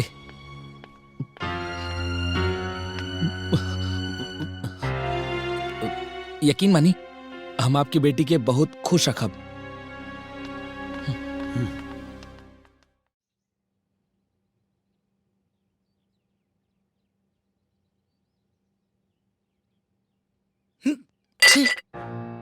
ई कोनो खाना हा?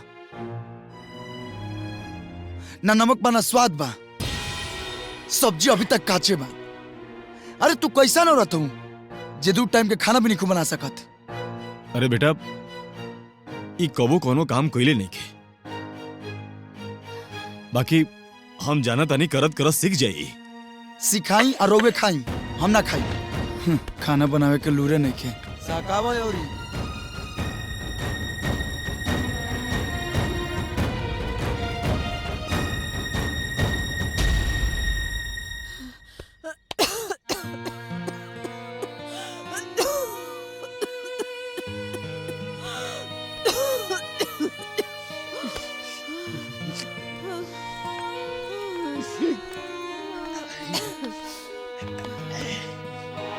चंदर, अब बैठा बैठा बैठा।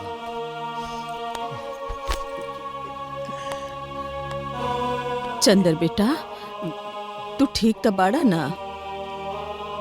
ठीक नहीं खे माई, सुधा के हमरा चिंता बा। पता न कहाँ बिना बतौले चल गई। हम ओकरा के खोजे जाता नहीं माई। हम दोनों आपे के साथ ही रहा माई। ए माई,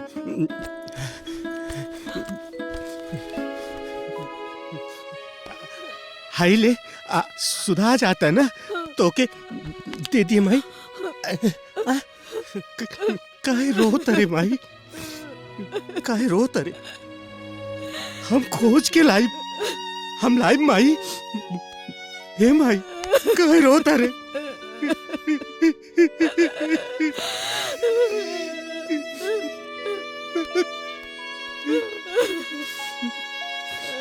जाता नहीं माई, जाता। अपन ख्याल रखिए माई।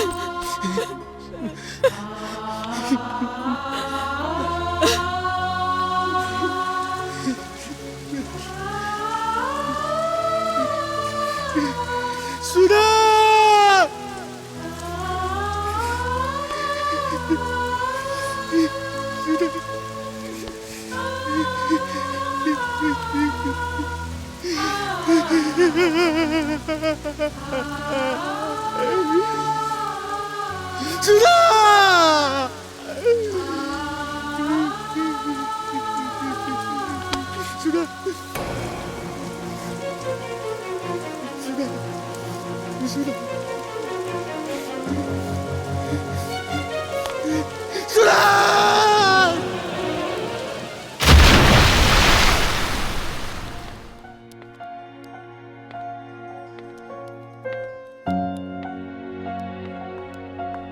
बधाई हो, बेटा हुआ है।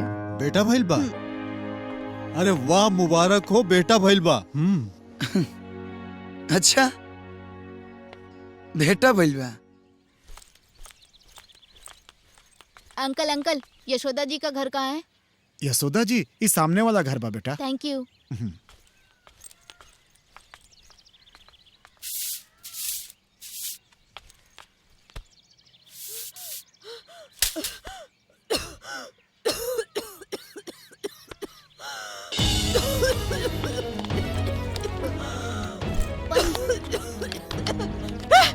पानी, दादी दादी पानी ले लीजिए, पानी पीजिए।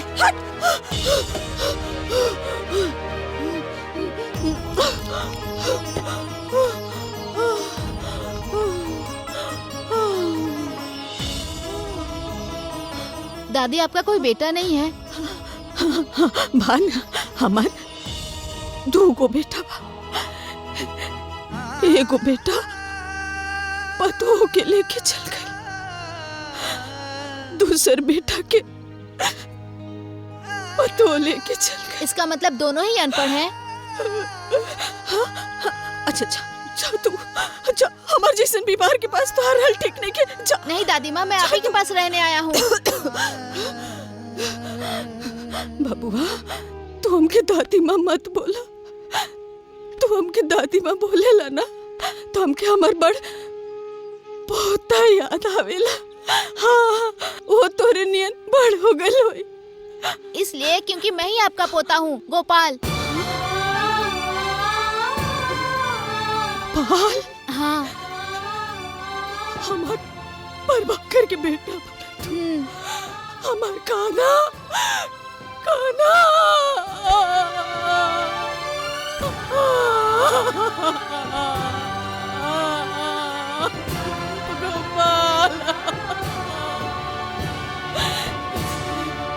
हाँ दादी माँ। हमार गोपाल गोपाल गोपाल, हमार गोपाल गोपाल। दादी माँ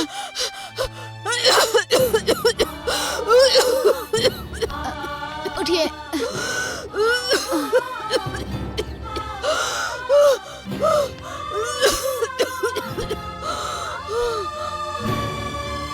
लीजिए मैडम, दवा खा लीजिए। हम कहानी ना, हमके दवा ना चाहिए। हमके हमके हमार बच्चा लाके दे दे। हमके हमार बच्चा लाके दे दे एक बार, हमार बच्चा। कैसे ला कर दे दें? अविनाश बाबू तो वहाँ किसी को जाने ही नहीं देते। लीजिए खा लीजिए दवा। ना चाहिए हमके हमार बच्चा लाके दे दे। हमके हमार बच्चा चाहिए। एक बार ओकर चेहरा देखे के चाहता नहीं। एक बार ओके गले लगावे चाहता नहीं। एक बार ओके अपन दूध पिलावे चाहता नहीं। एक बार डैडी, एक बार हमके हमार बच्चा दिला दी डैडी, ना तो हम मर जाए। तू शांत हो जा बेटी, पहले दवा खाला ना तो तुम्हार तबीयत खराब हो जाए। ना हम जाके बतियाओ तनी। हाँ हम मर जाए। अरे हम बतियाओ तनी। मर जाए।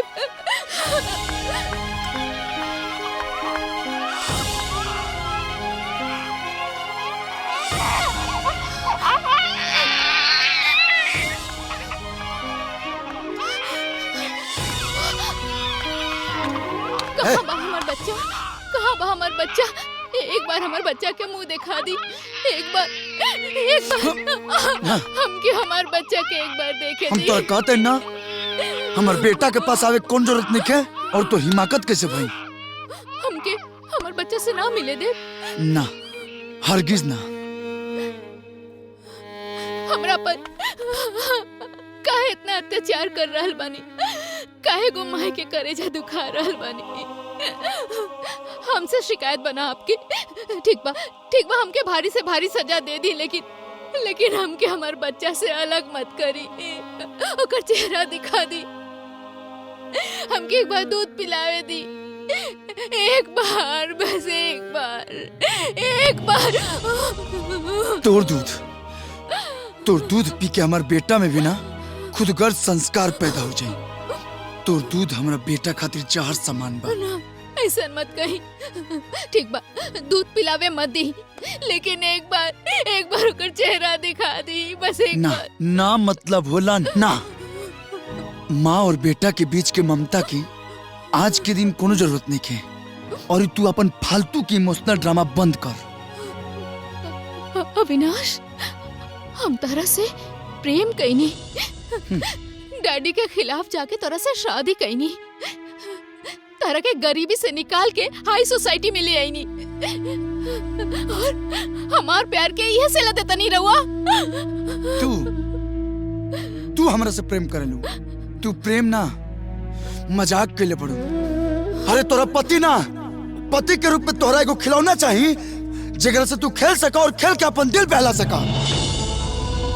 अपने बाप के धन के घमंड में डूबल, यही से तू हमारे का पसंद कैलिस। एगो अमीर लड़का रहित ना तो तू अपना अंगुरी पे ना नचेतिस। तोरा पता बा पति पत्नी का होला? पति पत्नी के रिश्ता का होला? कितना पवित्र, कितना निर्दोष और आपसी सम्मान के मिसाल होला। तू बस हमारे से ब्याह कैले खाली अपन स्वार्थ खातिर, और कुछ ना। हाँ स्वार्थ रहे हमार। तोहर रंग रूप, भोलापन, सादगी पे हम मर मिट गई नी। लेकिन हम ई ना जानत रहनी कि तोहारी सुंदर चेहरा के पीछे एगो जल्लाद के दिल बा, जोन एक दिन हमरा के हमर बच्चा से मिले खातिर तरसा दे। तू आदमी ना हैवान बाड़ा। स्टॉप इट, बहुत हो गई। तुम्हारी हिम्मत कि हमारे आंख के सामने हमारी बेटी पे हाथ उठाई बो। आज तक बेटी के चेहरा देख के हम चुप रहनी हो, लेकिन अब हम बर्दाश्त न करो। कोर्ट लेके जाए तोहरा के और कोर्ट से तलाक दिलवाई। अपना बात पर कायम रह, हम जाई। चलो चलो बेटी।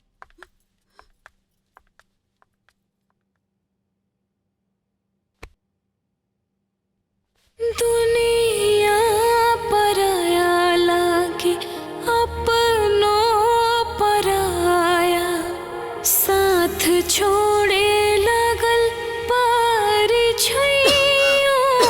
के छाया।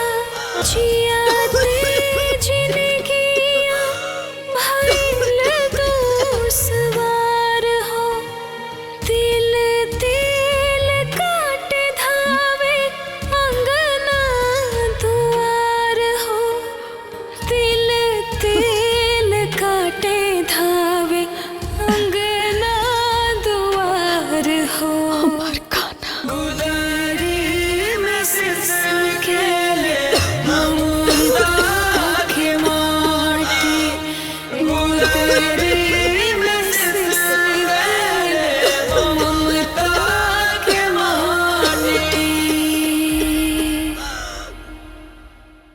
अक्सर ये देखा जाता है कि छोटी मोटी नोकझोंक भी पति पत्नी के बीच में बड़े मनमुटाव को जन्म दे देती है, यहां तक कि तलाक के मोड़ पर लाकर खड़ा कर देती है, जो कि सराहनीय बात नहीं है। इसलिए ये अदालत आप दोनों को 1 साल का समय देती है। अगर फिर भी आप दोनों में सुलह नहीं होती है तो ये अदालत आप दोनों को तलाक का हक देती है। मिलॉर्ड, अदालत को इस मुकदमे के सबसे पहले पहलू पर ध्यान देना बहुत ज्यादा जरूरी है। एक नवजात शिशु किसके हवाले किया जाए, माँ के या पिता के? हमार बच्चा हमार पास रही। हमारी अदालत से दरख्वास्त है कि बच्चे की अच्छी परवरिश के लिए उसे माँ के पास सौंप दिया जाए। लेकिन बच्चा के बाप के हैसियत से ये हमरा मंजूर नहीं है। हम अदालत से हाथ जोड़ के विनती करतानी, हमके कोई भी सजा मंजूर बा, लेकिन हमके हमार बच्चा से अलग मत करी। हमके हमार बच्चा दिला दी। मिलॉर्ड, इस मुश्किल हालात में इस बच्चे को ऑर्फन होम यानी अनाथालय में रखना बेहतर होगा। ये सुझाव अच्छा बजट साहब। ना, हमार बच्चा कोनो अनाथालय में ना रही। हमार बच्चा अनाथ नहीं खे। जौन आदमी के दिल में अपन खून के लिए कोनो भी मोह ममता नहीं खे, जौन नशे में डूबल जिंदगी जिए, वो जल्लाद पिता के ये सुझाव ना बढ़िया लागी। लेकिन एक माई जो 9 महीना अपन पेट में रख के एगो बच्चा के जन्म देले बाड़ी, वो माई ई बात से सहमत नहीं की, कबो सहमत होबा ना करी है। एक औरत के जिंदगी के सबसे बड़ा वरदान है ओकर बच्चा। अनमोल वरदान है भगवान के। अरे अनाथालय में अपन बच्चा छोड़े के ख्याल से भी हमार दिल कांप जाला।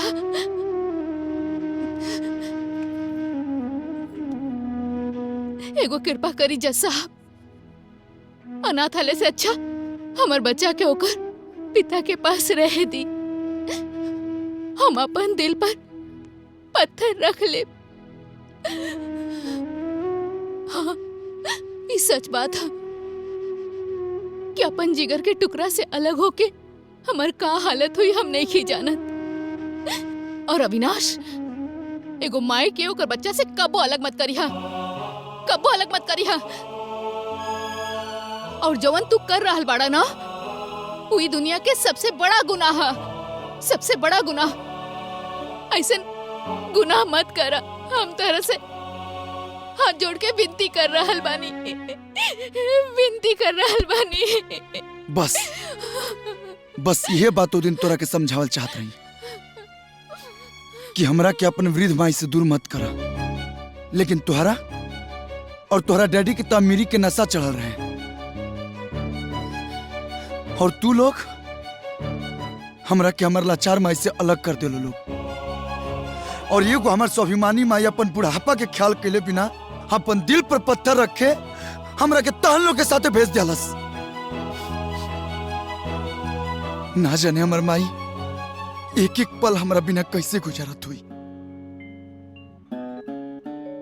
तोहरा के तनिकियो ख्याल आई? सोचलू एको बार? ना, काहे के सोचबू? बस सोचलू तो केवल अपना खातिर। चल सही भइल कि अपना बच्चा के चलते तोरा ही तो एहसास भइल। जज साहब, हमरा ये एहसास करावे के वजह से यही खातिर हम सब तमाम नाटक कैनी। ना तो तोरा बाप के अमीरी से हमरा कोनो मतलब नहीं है, और ना ही तोरा धन से प्रभावित होके हमके शराबी कबाबी बने के शौक बा। अरे हम आज तक ले शराब के छुअले भी नहीं की। नहीं के विश्वास तक केहू से भी पूछ ली। ई बात के गवाह हम बानी जज साहब। हमरा लागल उ दिन दामाद जी नशे में आके सेठ जी के साथ तमाशा कैले रहलन। यही से इनका के सबक सिखावे के खातिर हम इनके पीछे गईनी। हम देखनी कि ये अपन बचपन के दोस्त के साथ में दुखी मन से कहत रहले माधवी बिटिया के उनकर कर्तव्य सिखावे के खातिर हम ही सब नाटक कर रहल बानी। सच पूछा तो वो दिन दामाद जी शराब ना पीले रहलन। ई दामाद जी तो हीरा हुवन, हीरा। यही से तय इनकर दोस्त रंगीला से हम अपन बिटिया के रिश्ता भी तय कर देली। नमस्ते सर। और हाँ जज साहब, रिश्ता संभाले खातिर हमके साल भर के कौन जरूरत नहीं है। अगर हमार बच्चा रख लेला से इनकर अहंकार के संतुष्टि मिल जात होके तब बेशक कि हमार बच्चा रख ले। मगर सोची, जैसे ही अपन बच्चा से चंद दिन की जुदाई नहीं के बर्दाश्त कर सकत, तो अपन माई के हाथे पोसाई ये 25 साल के बेटा कैसे बर्दाश्त कर सकता। अब हम अपना माई की जुदाई नहीं बर्दाश्त करवा सकत।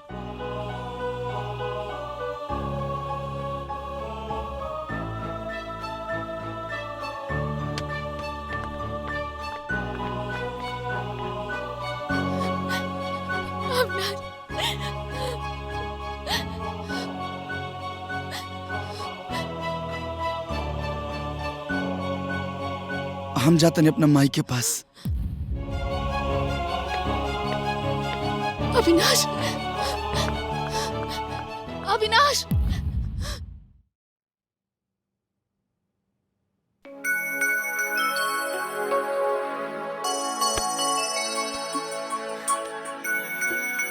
हेलो माँ, मैं गोपाल। गोपाल, तू कैसन बड़ा बेटा? माँ मैं ठीक हूँ, लेकिन दादी की तबीयत बहुत खराब है। आप जल्दी से गांव वापस आ जाइए। का भइल? दादी बहुत सीरियस है। का भइल? अब हमरा के घरे लेके चली। माई बहुत सीरियस बाड़ी, उनकर तबीयत खराब बा। हमरो के जाए के माई के पास कुछो ना बचल हमरा खातिर यहाँ।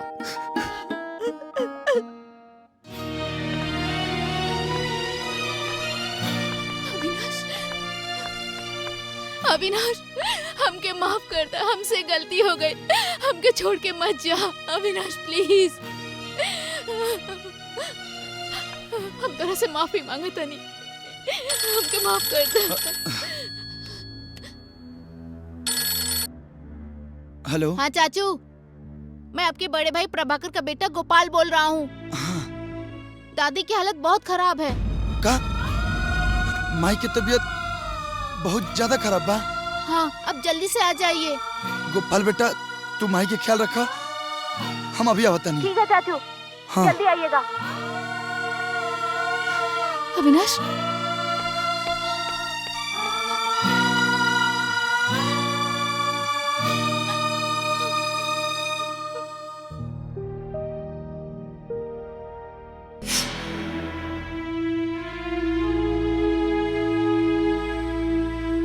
हमरा ना पता रहे कि हमरा खातिर दादी माँ इतना बड़ त्याग कैले बड़ी। हम वचन देतानी बाबूजी,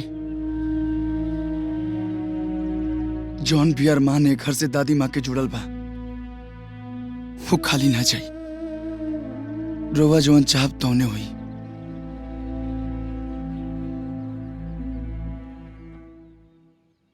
भाई साहब, हम शेखर से रवा बारे में सब कुछ जान चुकल बानी। हमार बिटिया एगो आदर्शवादी परिवार में जाओ, ये बड़ी सौभाग्य वाली बात हुई। चांदनी और शेखर एक दूसरे से बहुत प्यार करेले, बहुत पसंद करेले। और हमरा के का चाहिए? बस मन में इहे एगो इच्छा रहल कि बिटिया के शादी एगो अच्छे परिवार में हो जाए और ये राउर परिवार में जाई, इता सोने पे सुहागा हो जाई।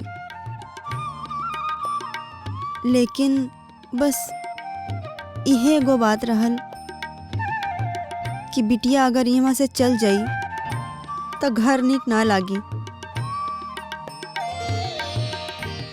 आज ले कबो हम अपने बिटिया के आंख से ओझल ना कैनी। एकरा गईला के बाद हमार तन को मन ना लागी। बहन जी, इहो अपने घर आओ। जब जी घबराए रघुआ शेखर से कह दे वो चांदनी के आपके पास लेके आ जाए। अरे ये 21वीं शताब्दी है, इतना चिंता काहे कैले बानी? सुन के बहुते अच्छा लागल। यही बात पे मुंह मीठा करी।